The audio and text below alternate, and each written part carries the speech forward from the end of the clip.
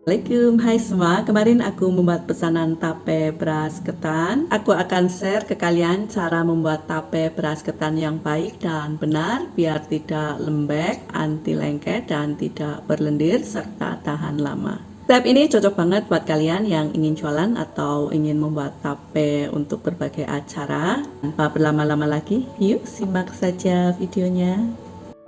Aku sudah siapkan daun pisang, ini ukuran yang kecil-kecil ya teman-teman. Aku petik dari pohonnya kemarinan. Untuk ragi tapenya sebaiknya ini dijemur di bawah terik matahari ya teman-teman, agar hasilnya lebih maksimal. Kemudian kita akan giling ragi tapenya sampai dia menjadi bubuk yang lembut dan halus. Jangan sampai bersentuhan dengan tangan langsung ya, agar supaya ragi tapenya tidak terkontaminasi dengan keringat, dengan garam dan bahan yang lainnya yang bisa menyebabkan kegagalan.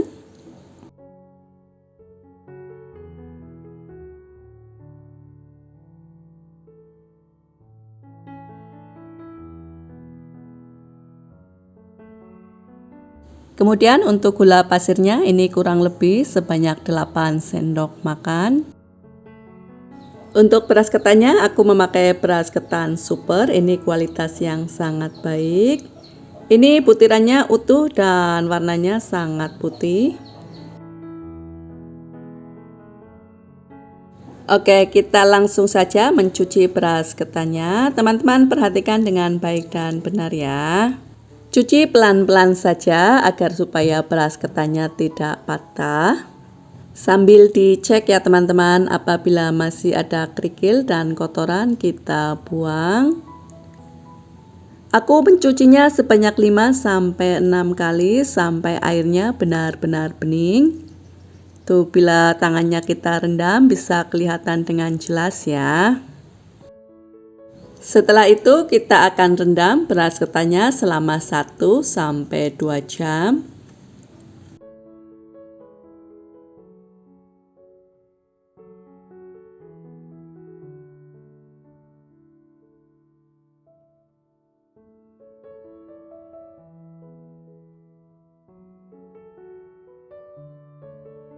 Setelah dibuang airnya, ini tidak perlu ditiriskan terlalu lama ya teman-teman. Kita langsung saja mengukusnya. Kukus 15-20 menit sampai beras ketan setengah matang.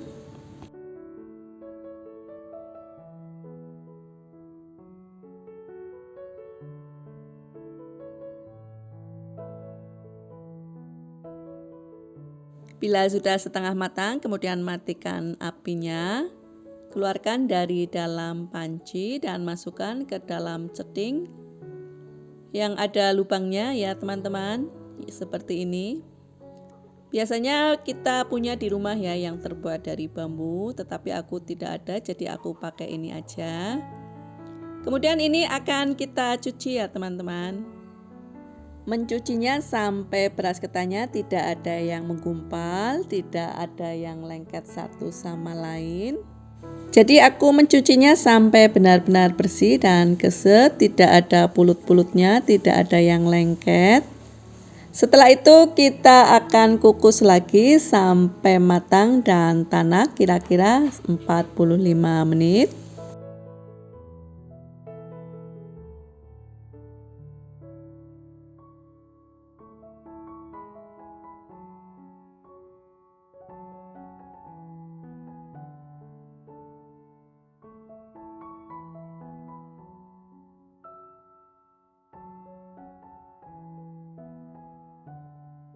Nah, ini sudah 45 menit, sudah matang dan tanak. Kemudian matikan apinya, kita keluarkan dari dalam panci. Taruh di atas tampah yang besar ya teman-teman. Kita akan angin-anginkan hingga nasi ketannya benar-benar dingin. Jadi harus menunggu hingga benar-benar dingin ya teman-teman sebelum kita memulai proses peragiannya.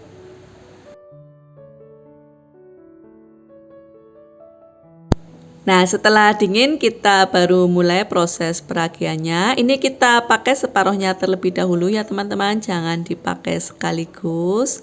Gunakan saringan seperti ini agar lebih mudah ditaburkan dan lebih mudah rata ke seluruh permukaan.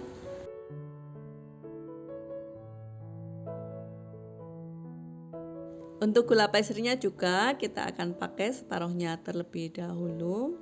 Apabila kalian suka dengan video ini, silahkan di like, dan sekiranya video ini bermanfaat, silahkan di share di media sosial kalian masing-masing. Kemudian ini akan kita balik ya, beras ketan yang di bawah kita letakkan di atas.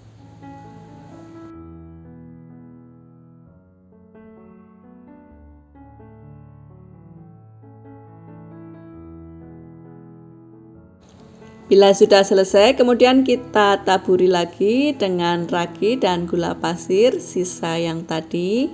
Tadi masih ada separuhnya ya teman-teman.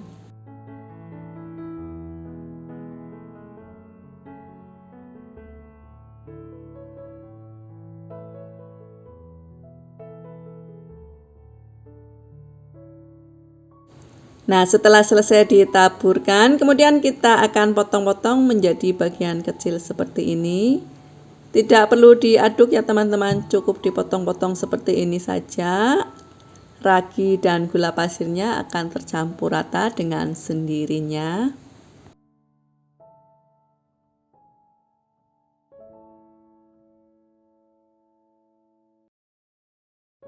Oke, lanjut kita akan membungkus tape menggunakan daun pisang. Sebelumnya siapkan air dan sendok seperti ini ya. Ini agar supaya nanti kalau disendok beras ketannya tidak lengket. Kita memakai 2 lembar daun pisang ya, agar supaya nanti setelah tapenya matang airnya tidak bocor. Kemudian ambil cukup 1 sendok makan seperti ini.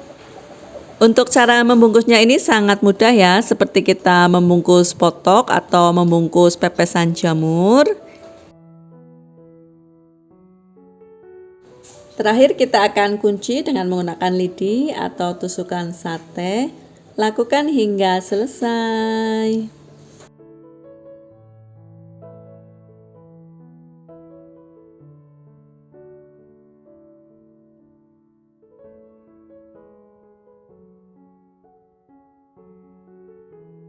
Nah, agar kelihatan lebih rapi dan hemat ruang, sewaktu difermentasikan kita akan gunting bagian atasnya.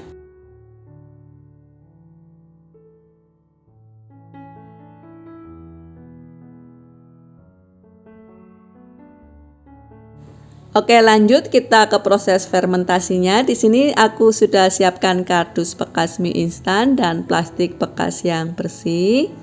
Ini harus dialasi dengan plastik ya teman-teman. Kalau nanti airnya menetes, dia tidak akan membasahi wadahnya.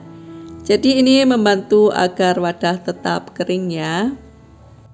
Dan untuk posisi tapenya ini harus berdiri seperti ini ya, supaya airnya tidak menetes dan tidak jatuh ke bawah.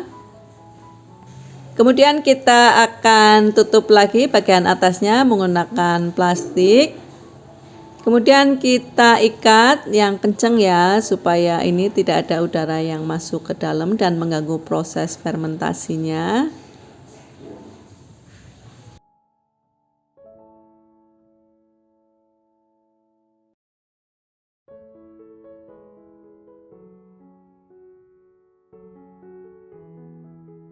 Kemudian kita akan fermentasikan selama 36 sampai 48 jam. Nah, ini sudah 2 hari 2 malam ya teman-teman. Ini sudah 48 jam. Kemudian aku akan buka hasil fermentasi tape beras ketannya seperti apa. Ini sudah tercium bau yang sangat harum dan manis. Ini baunya sangat menggoda, sangat wangi dan harum. Dan kalian bisa lihat ya, ini tidak lembek, tidak penyek. Ini butiran-butiran nasi ketannya masih utuh, tapi dia sangat lembut. Bila diperas ini bisa mengeluarkan air yang sangat banyak. Ini sangat manis.